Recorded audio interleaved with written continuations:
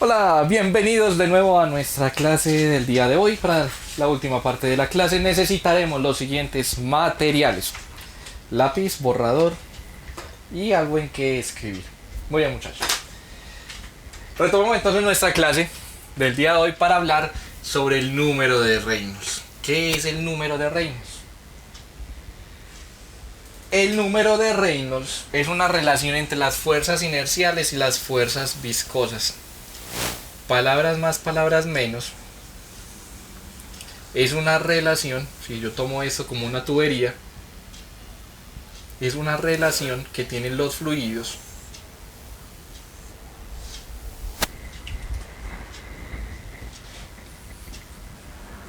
Qué bien. Gracias. Para hacer lo siguiente. Si el fluido se mueve de esta manera, lo voy a hacer, digámoslo así, de manera conceptual. Es un fluido que es viscoso. Si se mueve de esta manera, prima las fuerzas viscosas sobre las fuerzas inerciales. Si el fluido, por el contrario, se mueve todas las partes con la misma velocidad, es un fluido donde priman las fuerzas inerciales. La idea de fuerzas inerciales es que tiene que ver con una propiedad que sí está relacionada con la inercia, que es la velocidad. La velocidad. Y las fuerzas viscosas, como su nombre lo indica, tiene que ver con la viscosidad. Dos tipos de movimientos, ¿cuál es cuál? Pues hombre, depende. ¿Cuál prime de los dos? Depende de qué va a generar ahí. ¿Por qué este es viscoso? ¿Recuerdan la plaquita que vimos la vez pasada? Aquí no hay una sola placa, sino que hay dos. Una placa acá y una placa encima. Y el fluido va en la mitad. ¿Qué ocurre acá? Ocurre que el fluido va frenando todas las otras partes del fluido que hay más arriba. Es decir, esta parte del fluido va más lento que esta y que esta. ¿Por qué?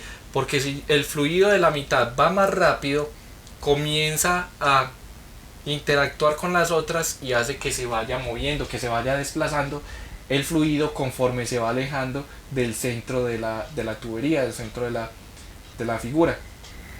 Eso quiere decir que hay ciertas partes de mayor velocidad que otras cuantas.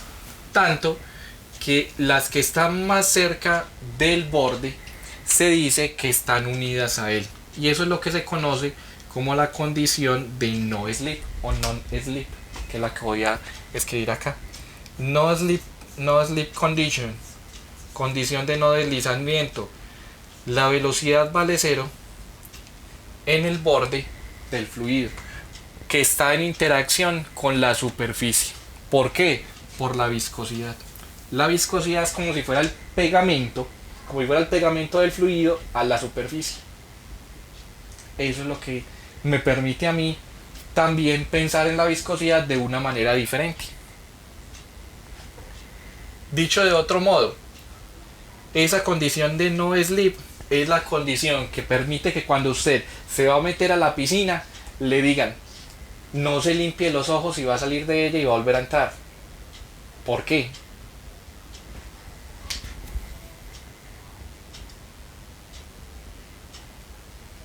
Es decir, usted mete a la piscina, sale y se limpia los ojos y vuelve y entra a la piscina.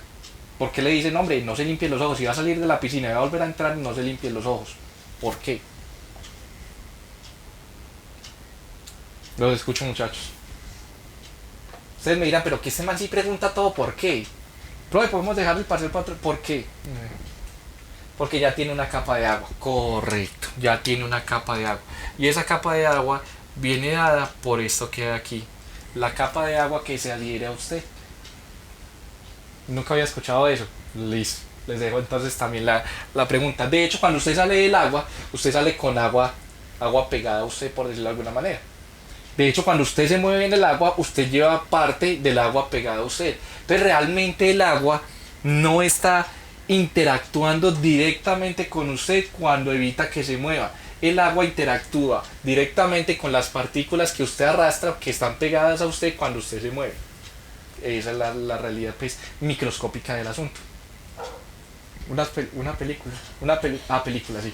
No, películas las que vamos a ver. Ave María, Pereira. Listo. Aparte de eso que es como de película, realmente. Bueno. Sí, porque parece a veces como muy extraño para lo que se dice. Hay una equivalencia entre el número de Reynolds y el tipo de régimen, y es el siguiente. Para un régimen con número de Reynolds menor que 2000, más o menos una aproximación, algunos dicen 1500, otros valores y demás, el régimen es laminar.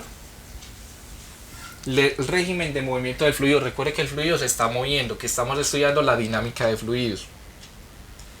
Para un régimen mayor de 4000, el régimen es turbulento.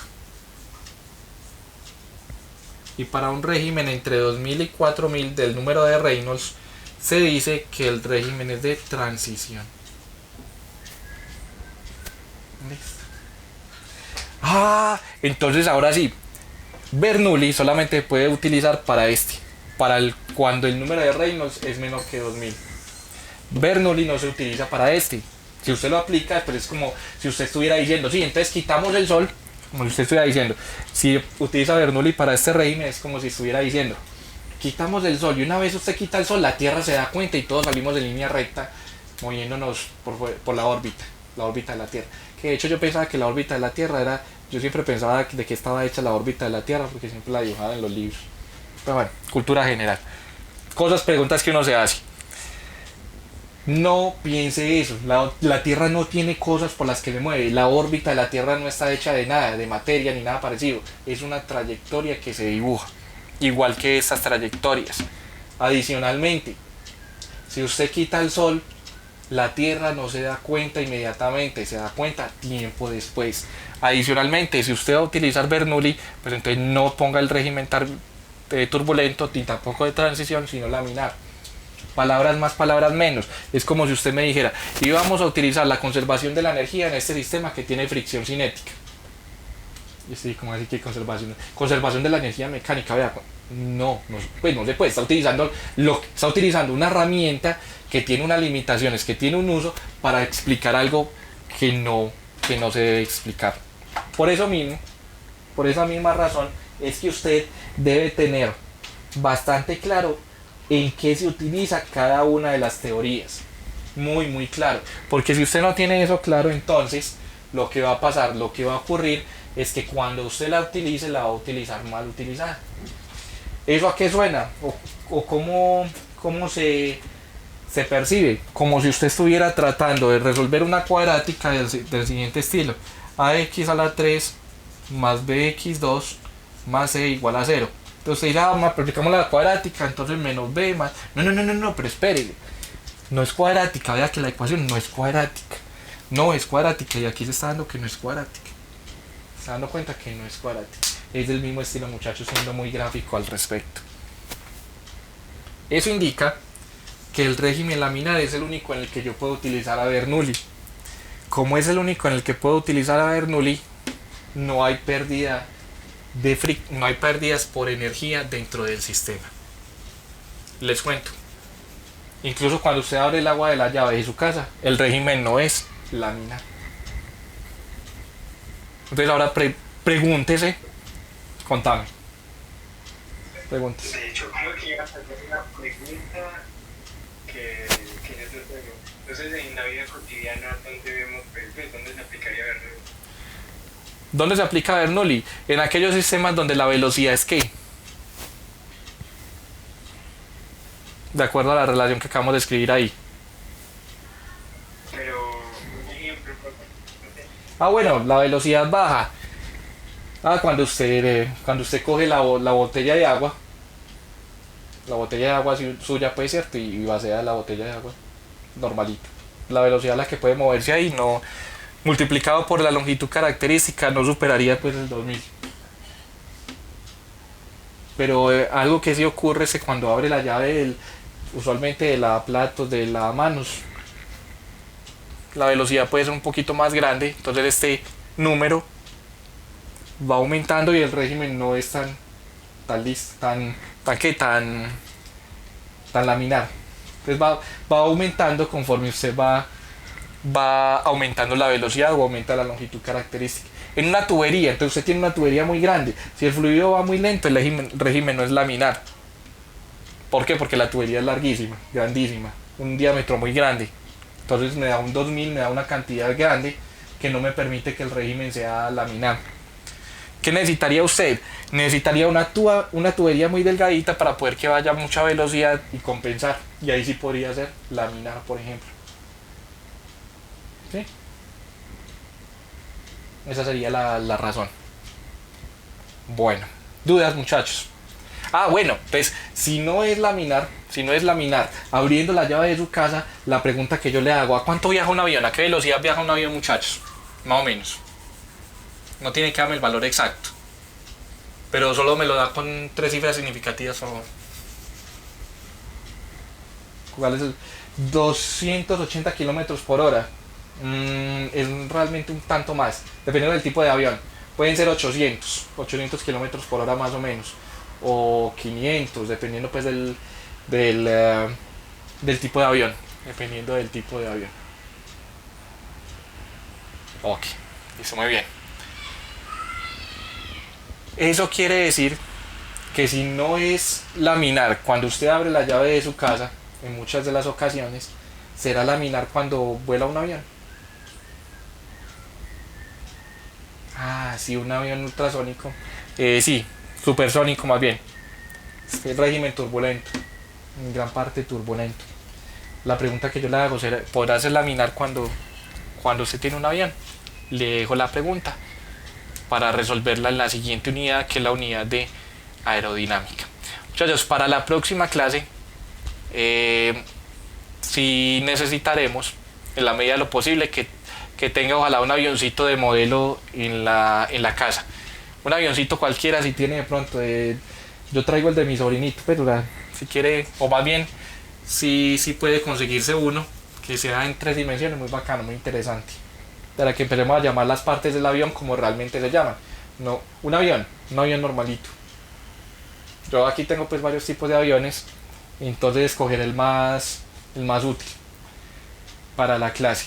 Bueno, a lo que vamos es entonces a la conservación de la masa, que se conoce como la ecuación de continuidad. Esa es la segunda parte de la clase.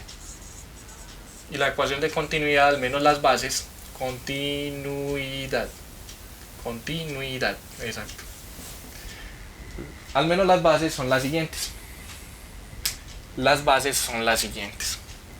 Usted tiene un sistema y los sistemas los puede caracterizar de varias clases. ¿Qué es un sistema físico? Un sistema físico es aquella porción del universo que usted va a utilizar o que va a analizar, mejor dicho, es la porción del universo que usted va a señalar, más bien, para analizarla físicamente, con las leyes físicas, ¿cierto? Hay varios tipos de sistemas. Uno, el sistema aislado, es aquel sistema en el que no hay transferencia de energía en forma de calor, ni de trabajo, ni masa. Hay uno que se llama un sistema cerrado, en donde hay transferencia de energía, pero no de masa.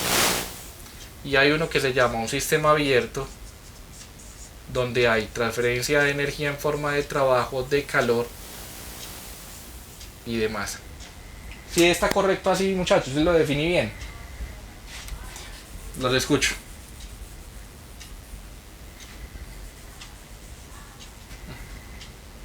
No digo cómo se llama la tinta. ¿Sí está bien definido así?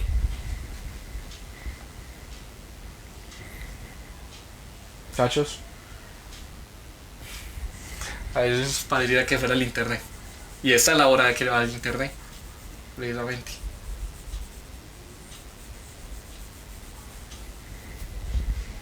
O sea, eso es lo bueno. Entonces, en el sistema aislado no hay transferencia de energía en forma de trabajo, ni de calor, ni de masa. En el cerrado hay transferencia de energía, pero no de masa.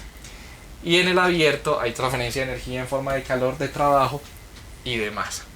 Los sistemas pueden llamarse como un volumen de control o como una masa de control. ¿Listo?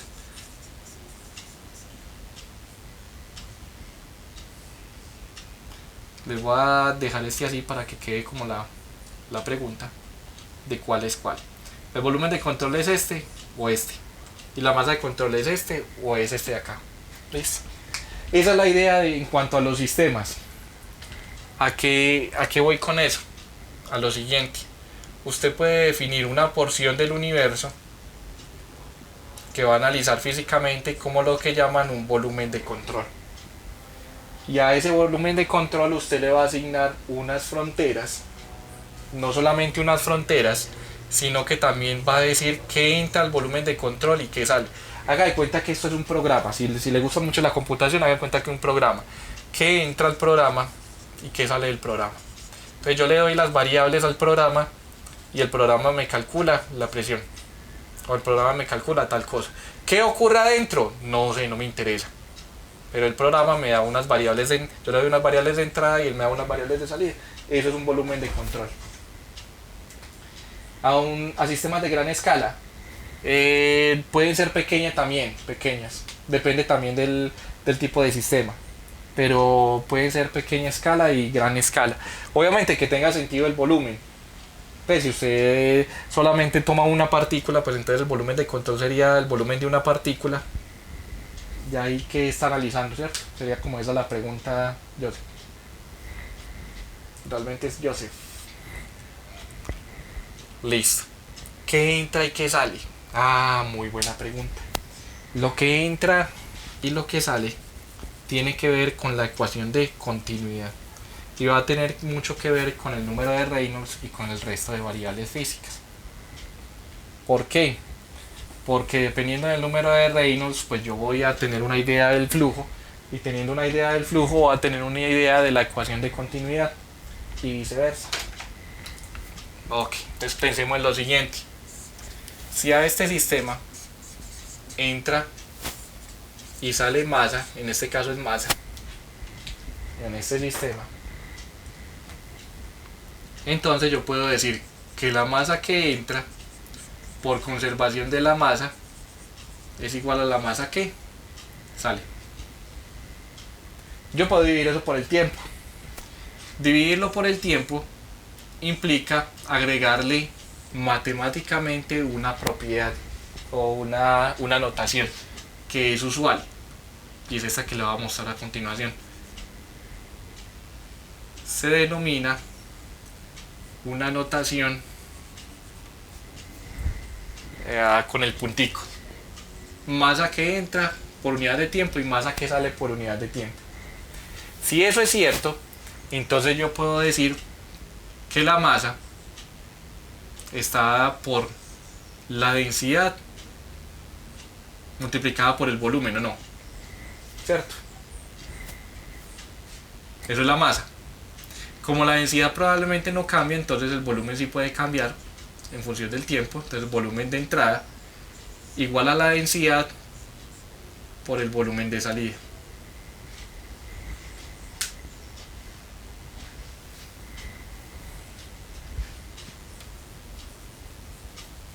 ¿Sí está bien así o no?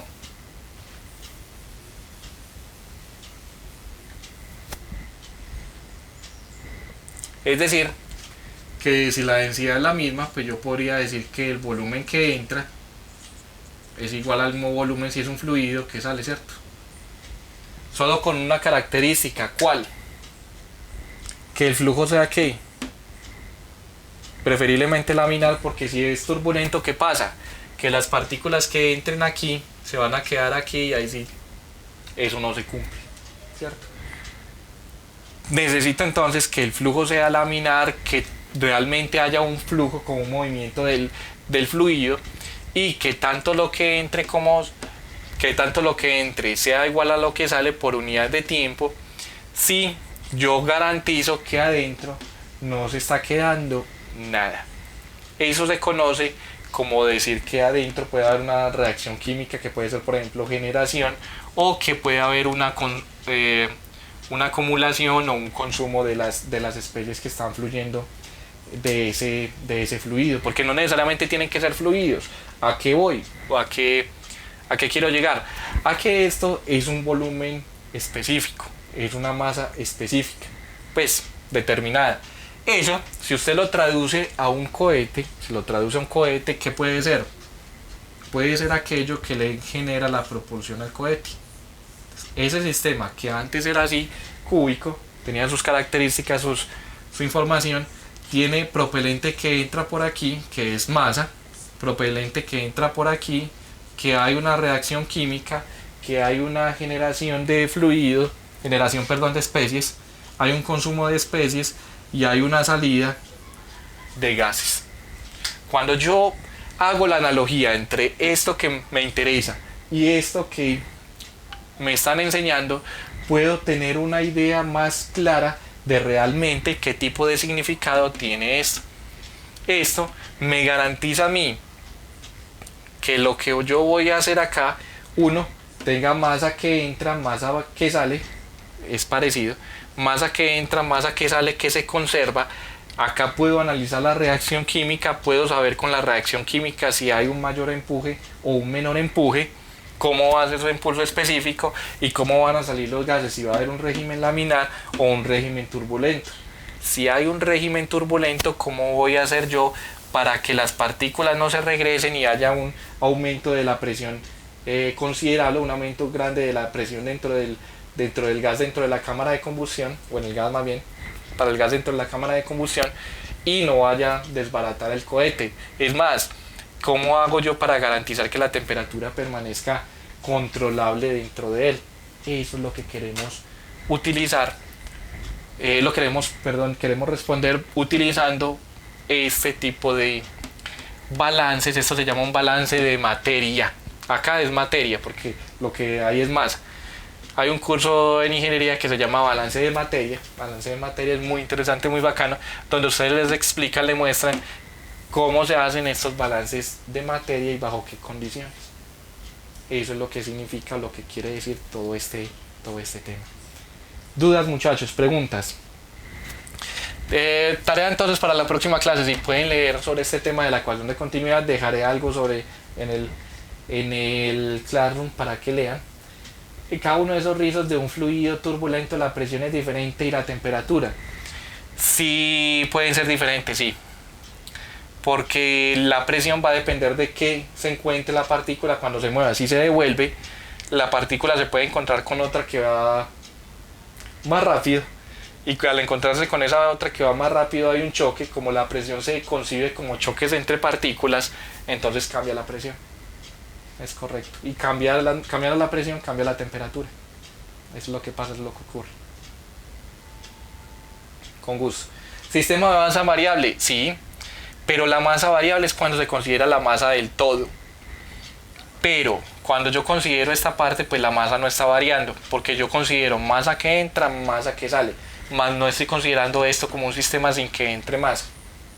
Si yo considero que solamente voy a hablar de la masa que hay adentro, entonces realmente hay masa que varía, porque hay masa que está saliendo del cohete, de la cámara de combustión, hay masa que está saliendo de la cámara de combustión, pero no quiere decir que se esté perdiendo masa o algo parecido. Entonces es el mismo enfoque con otro nombre, realmente. Sí, es correcto lo que preguntaba Joseph Nicolai. Perfecto.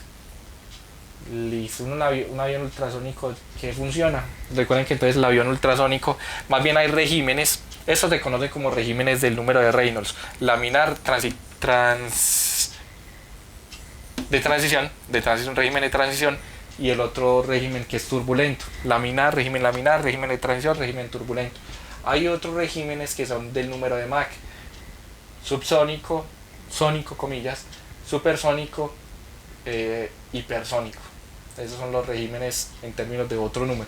En esta, digamos así, en esta ciencia o en esta clase de aplicaciones de utilidades, lo que hacemos es empezar a definir unos ciertos números que nos van dando ciertas propiedades, ciertas características de cada uno de los sistemas, para poder interpretar más fácil sus propiedades y saber cómo podemos trabajar con ellas. Eso es lo que queremos hacer, es lo que definimos.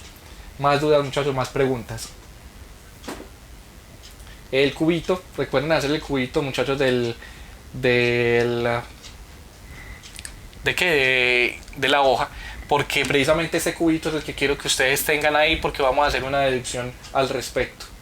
La deducción es corta, pero me gustaría más que pudieran ver qué es lo que estamos haciendo en un cubo real, como si fuera su volumen de control, su análisis, su sistema más bien, y de esa forma usted poder saber qué es lo que está ocurriendo en el sistema, qué es lo que está analizando. ¿Más preguntas? No questions. Ok. El cubo y el avión. Sí, muchachos, es correcto. Es correcto. Perfecto. Muy bien, muchachos. Bueno. Entonces, por favor, que se quedan como tareitas. Los que quieran, no es obligatorio, pero los que quieran les sirve, es de mucha ayuda. Si te gusta, por favor, un tema específico, entonces, por favor, adelántate un poquito leyendo de estas cosas, que es muy importante, muy interesante. Si te gusta esta clase, por favor, compártela con tus amigos, dale like, suscríbete y activa la campanita. Muchachos, nos vemos, que estén muy bien. Con gusto.